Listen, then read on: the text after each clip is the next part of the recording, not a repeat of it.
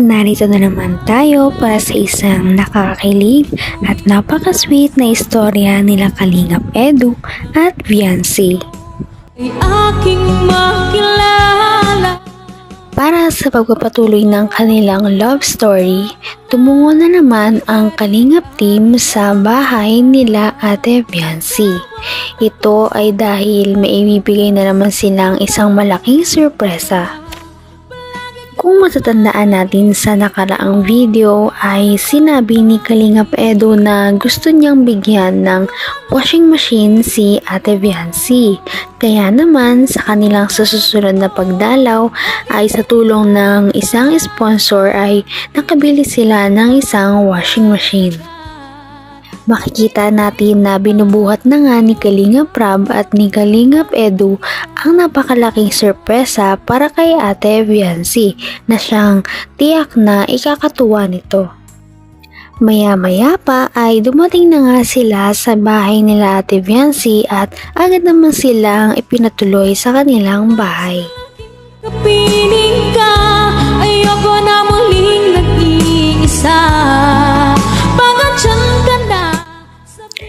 Pagkatuloy nga ng Kalingap team sa bahay nila Ate Viancy ay humarap sa kanila ang napakagandang si Viancy na bihis at mukhang nag-ayos na naman siya para sa araw na ito.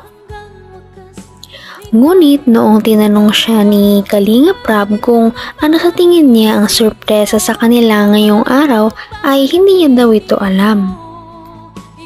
Gulat na gulat naman si Ate Viancy noong ang sorpresa pala sa kanya ay isang bagong-bagong washing machine.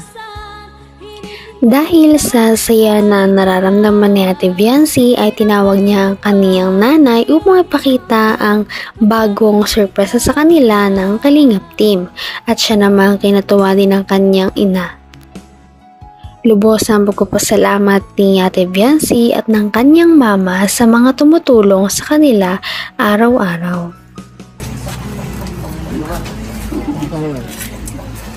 One, two, three. One, two, three.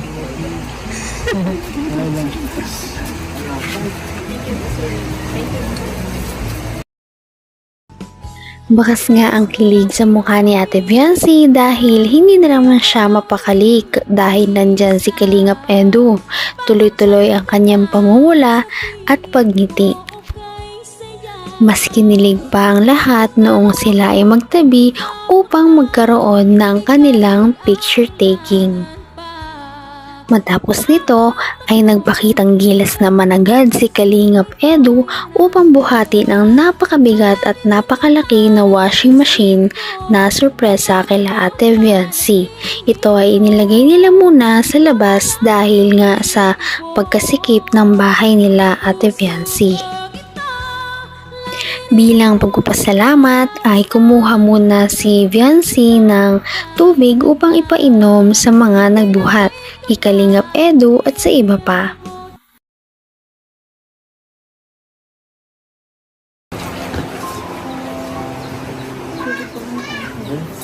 Ay, salamat.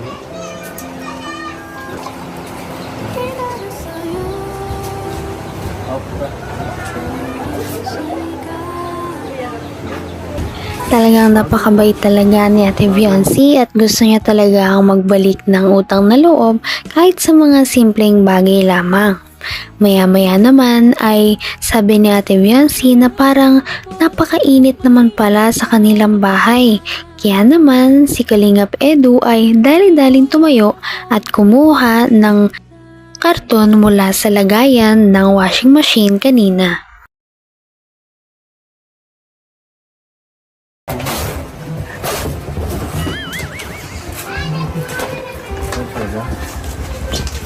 Imbis na lumamig ay parang mas lalong uminit ang paligid dahil sa sweetness ng dalawa.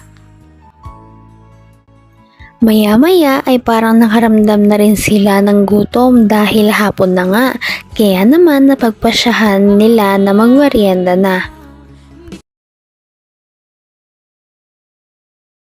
Kala ko pagpunta namin dito, lutuan mo kami ng tinola.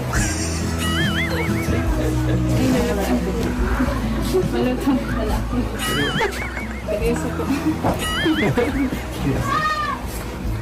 tulungan pa kita eh. Ako lang si Rodel, sige. Bili ako ah. Mata lang. Hindi nga in-expect ni Viancy na tototohanin ni Kalingap Edu ang kanyang biro noong nakaraang video na sana paglutuan siya ni Viancy ng kanyang paboritong ulam na tinola. Di ka rin nag Kahit pa nabigla si Ate Viancy ay pumayag na lamang siya dahil ito ay request ni Kalingap Edu. Habang wala pa si Kalingap Edu na bumili ng sayote ay inihanda na niya agad ang mga ingredients at simulan na itong lutuin. Hindi na komportante. Lahat ako itong mga ingredients ito. Wala ito eh. Basta mahalaga. Ginuhos ko yung pagmamahal sa pagkain. Magiging masarap na yan. Magiging masarap na lang yan. Halata sa kanilang dalawa na nag-i-enjoy sila sa kanilang pagluluto na may halong biruan.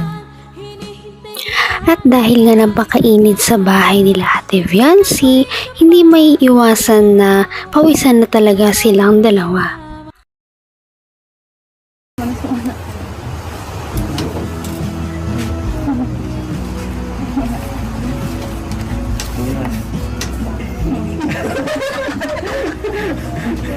Mula sa dito.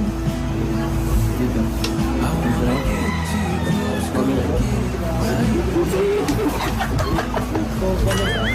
Ano pa kaya? Baka pupuin na ako. Pupuin na ako. Hindi ko makita na ako. Dito pa, oh.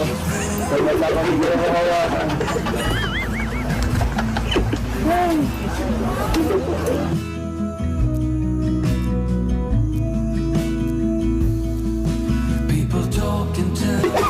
Talaga namang kinilig ang mga manonood dahil sa kanilang mga sweet moments. Nagpunasan pa talaga sila ng kanilang mga pawis.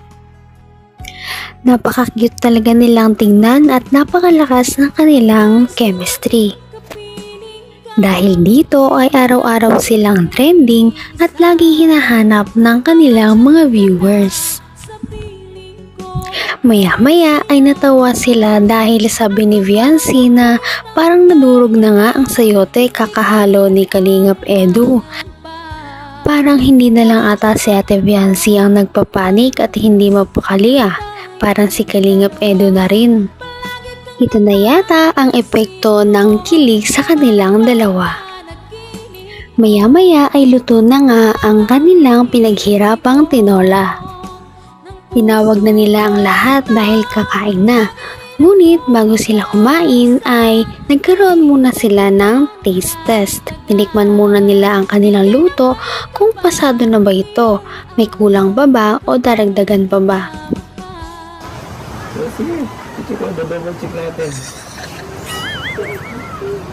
Uy!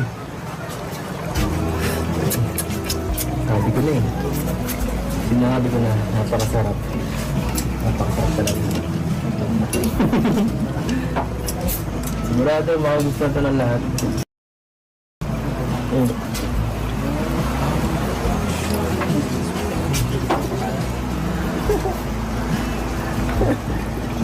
Okay lang?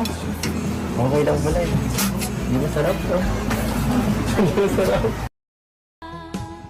Masayang-masaya naman ang dalawa sa kinalabasan ng kanilang pagluluto ng tinola dahil ito naman daw ay masarap. Kaya naman sa huli ay nagpasalamatan muna silang dalawa bago nag-appear. Ayoko na muling nag-iisa. Pagandyan ka na sa piling ko o kay saya. At kung ano ako'y tanggap mo na, hindi ka rin nag-ani. Sana ay patuloy pa natin silang subaybayan at suportahan. Si Ate Viancy at Kalingap Edu, ganoon na din ang Kalingap team. Yun lamang at maraming salamat sa panonood. Hanggang sa muli. Bye! Mahal